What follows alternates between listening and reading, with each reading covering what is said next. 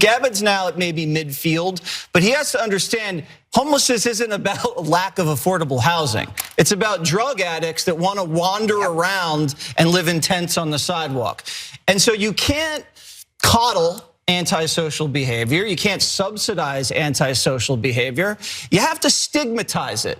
You can't celebrate people with purple hair, with nose rings, 4 kids with 4 different men who are dressed like trash and make them out to be some sort of cutting edge heroes. You have to call them what they are.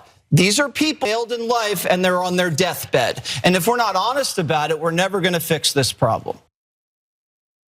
Oh, my. Big Wise, I wanna bring my stunt double in. Y'all keep Wise up and put my stunt double up. And then let's just go ahead and have this conversation because I can't go much further into this segment. This is a heartless fool. I mean, that's it. There's really not much else to say about this dude. Fox News host Jesse Waters calls for viewers to stigmatize the unhoused.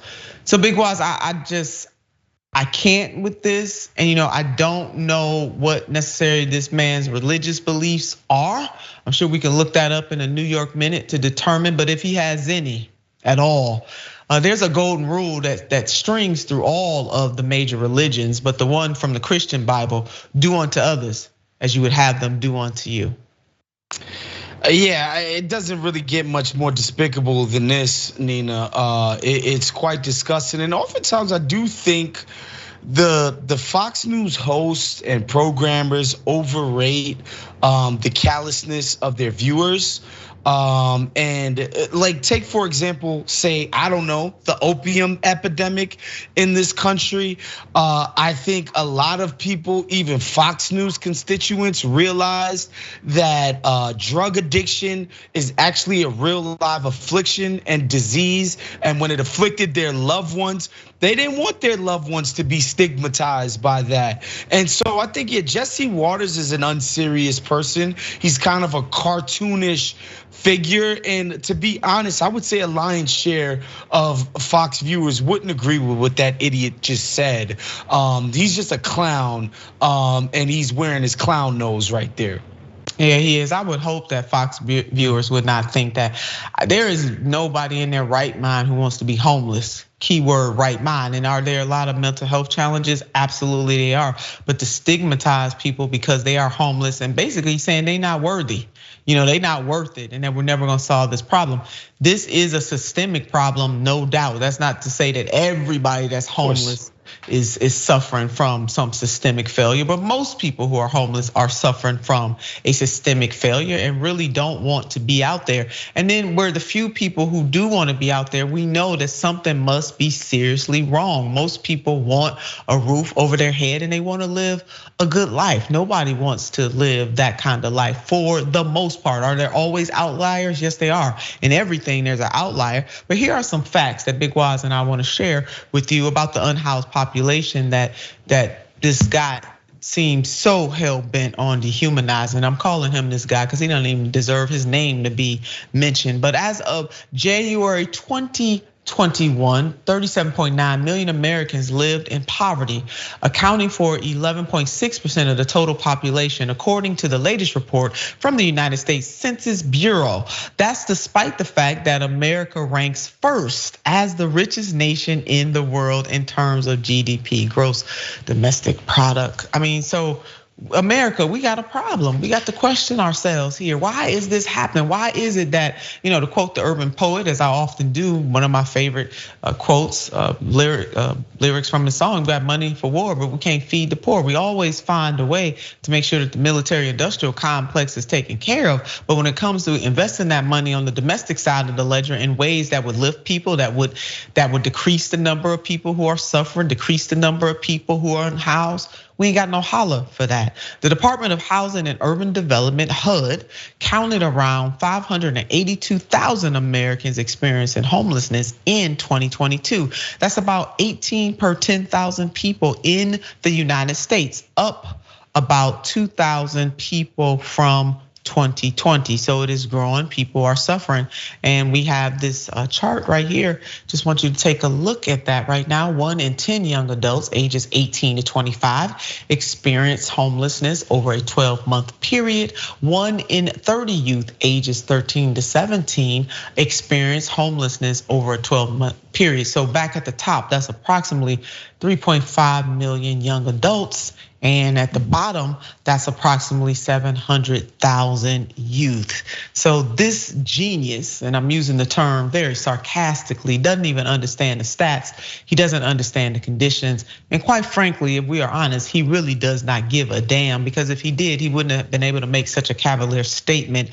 On a global scale, poverty is one of the most significant root causes of homelessness. Stagnant wages, unemployment, and high housing and healthcare costs all play into poverty.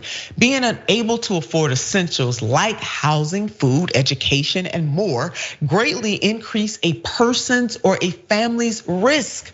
In the United States, racial minorities experience homelessness at higher rates than the white population. Certainly no surprise there. So Big Wise, I mean, he doesn't even care. Cause that's it. That is an irrefutable fact that he doesn't care, because if he cared even a little bit, he wouldn't have been able to fix his mouth, to quote my grandmother, to say what he said about homeless people in one of the most callous, corrupt ways possible. But he's a multi-millionaire, so he could care less about these people.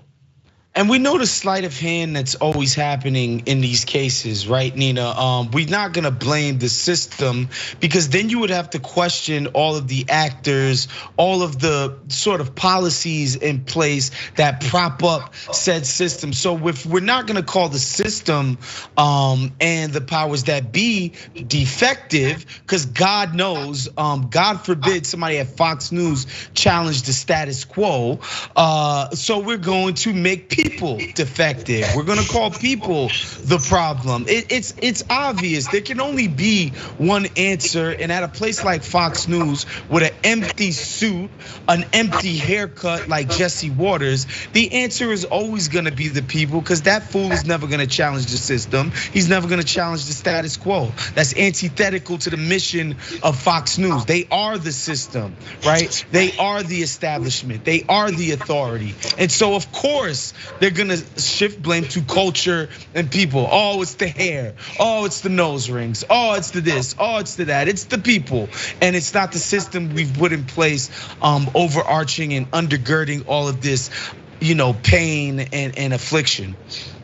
Yeah, and the people who are vulnerable are at risk. And something that Dr. Robert Reich, an economist, he was the US Labor Secretary under President Clinton. He reminds us about how the systemic failures, contribute to a lot of the suffering that we find happening in this country right now.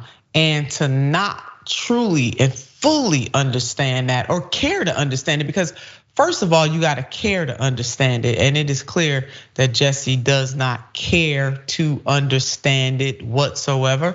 I encourage our viewers to go look up Dr. Robert Reich. He takes the economy, or he takes economics, and he breaks it down into distillable parts that everybody can understand. He talks about what the drivers of inflation are, and he has a great documentary out. It's been out for several years now. It's called Inequality for All. It is fantastic primer on helping you to understand why so many people are in the situations that they are in right now. It is a policy choice. Poverty is indeed a policy choice. And Wise, I'm old enough to remember the child tax credit from last year. That tax credit was able to lift children out of poverty. It was that same child tax credit that the Congress allowed to expire and did not renew. Right? And they catapulted those same children. We just use an example. They catapulted those same children back into poverty.